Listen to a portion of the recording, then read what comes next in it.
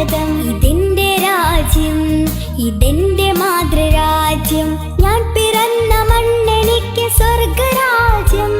മതേതരത്വ ചിന്തയാൽ പുണർന്നിടുന്ന ഭാരതം. പെരുമയേറും പൈതൃകത്തിൻ നാടിതല്ലോ ഭാരതം. ये देश हमारा जान से प्यारा.